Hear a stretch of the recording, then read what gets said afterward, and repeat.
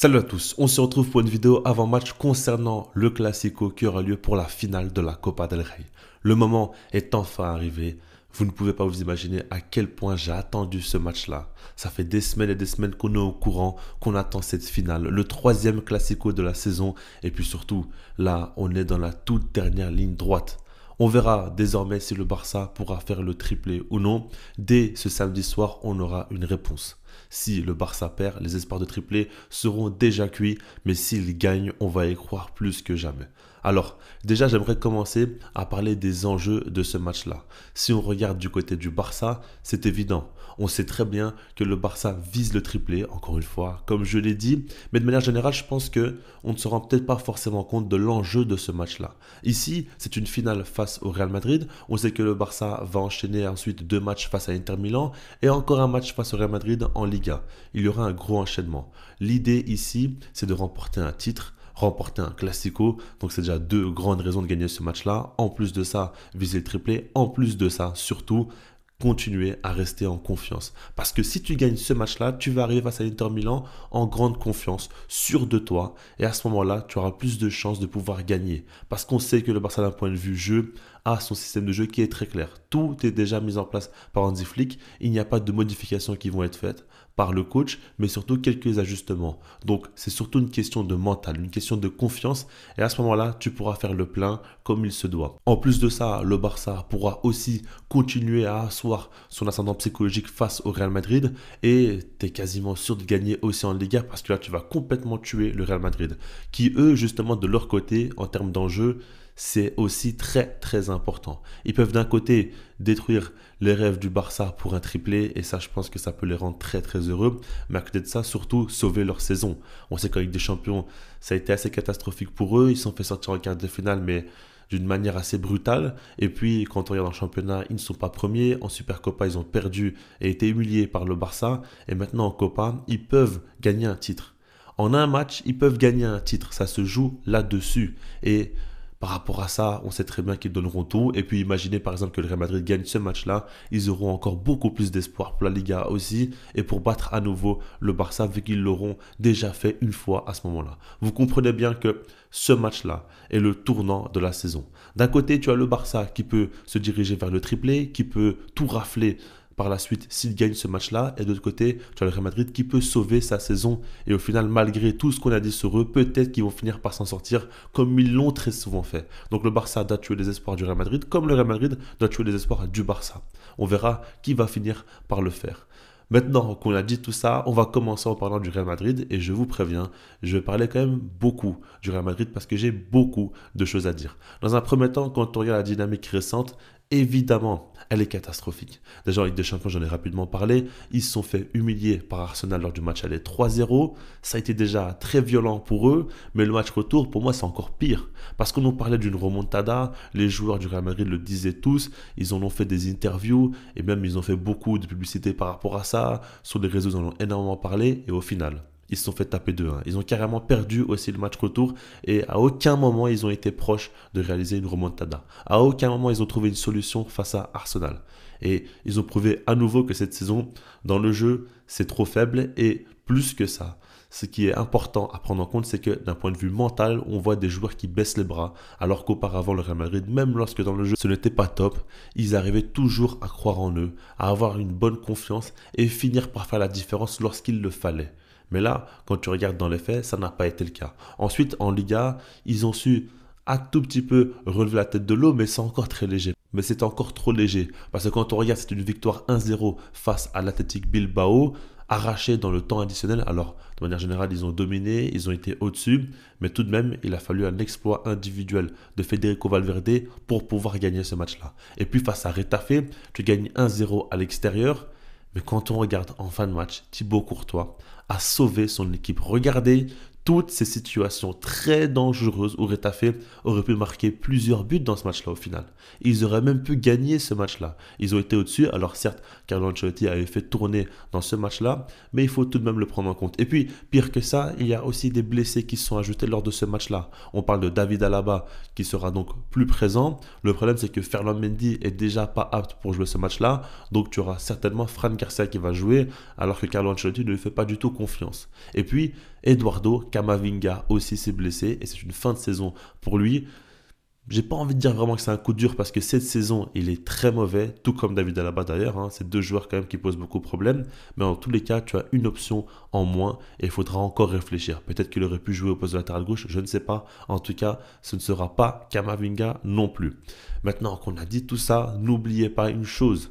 Le Real Madrid va arriver certainement avec la peur parce que cette saison, ils ont joué deux classicos. Ça a été une défaite 4-0 au Bernabeu et une défaite 5-2 en finale de Supercopa. Ils se sont fait gifler deux fois par le Barça et là, ils n'ont pas envie de se faire humilier. Surtout qu'ils sortent encore d'une nouvelle élimination en Ligue des Champions face à Arsenal.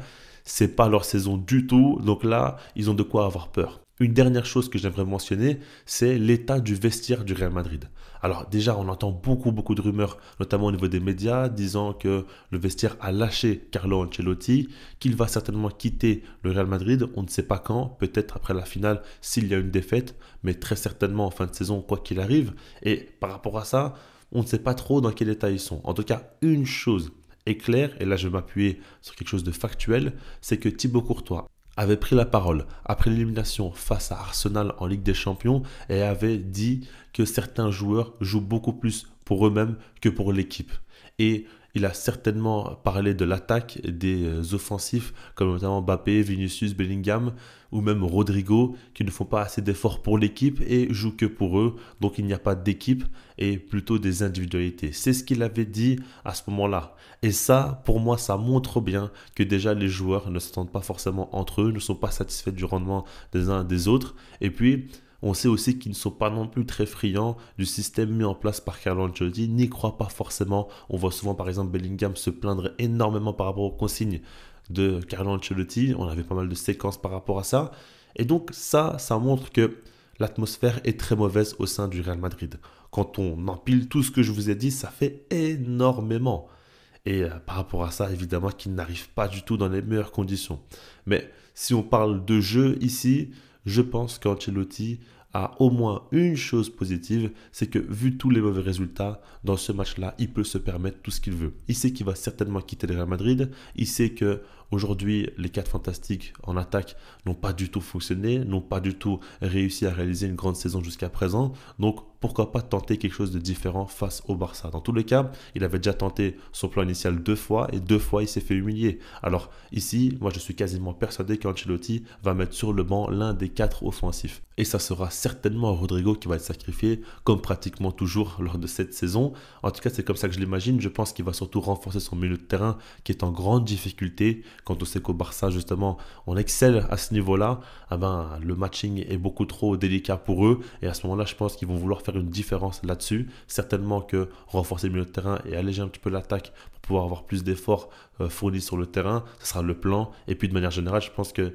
n'y a pas de quoi réfléchir. Ils vont certainement jouer en bloc bas, défendre, tout tenter pour rester soudés dans ce match-là et tout miser sur des contre-attaques. Faire en sorte que le Barça n'arrive pas à concrétiser tout de suite et surtout utiliser le piège du hors-jeu pour essayer de trouver une faille, essayer de trouver des joueurs en profondeur. C'est leur seul plan. C'est uniquement là-dessus qu'ils peuvent espérer pouvoir faire mal au Barça. Et justement, maintenant, si on parle du Barça, il n'y a pas grand-chose à dire. Le Barça vit une saison exceptionnelle. Vous savez très bien que d'un point de vue offensif, c'est stratosphérique. On sait que de manière générale, les individualités sont en grande forme. Hansi Flick a très largement su mettre en place ses idées et tous les joueurs y ont adhéré. On sait très bien, le groupe est à 100% derrière le coach allemand.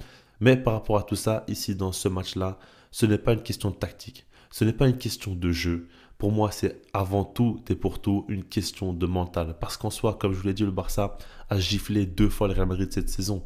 Aujourd'hui, personne ne peut dire que lors de cette saison, le Real Madrid se rapproche du niveau du Barça. Le Barça met une tempête au Real Madrid. Et on sait que le système de jeu est beaucoup plus établi. On sait que tout est mieux travaillé du côté du Barça. Que ce soit d'un point de vue individuel ou collectif, tout fonctionne mieux du côté du Barça. Maintenant, le truc, c'est que ici, il ne faut pas prendre le Real Madrid de haut. Et c'est peut-être ça le piège au final. Si jamais le Barça arrive dans ce match-là avec un surplus de confiance, peut-être qu'ils vont le payer parce qu'une finale, ça reste toujours un match différent. Et le Real Madrid a toujours ce côté-là en eux où ils peuvent tenter de faire la différence sur une soirée. Ils en sont capables, on le sait. Donc il faudra faire attention.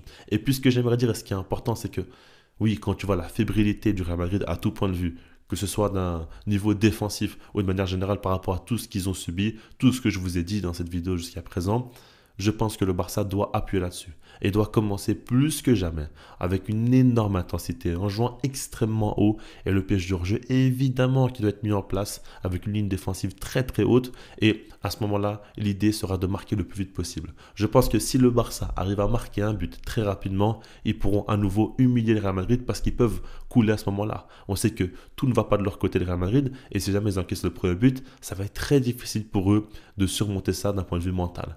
Alors que d'un autre côté, si jamais le Barça a du mal à mettre le premier but, plus le temps va passer et plus le Real Madrid va y croire et plus le Barça va commencer à douter. Et c'est là où se situe le piège. Surtout si le Real arrive à ouvrir le score.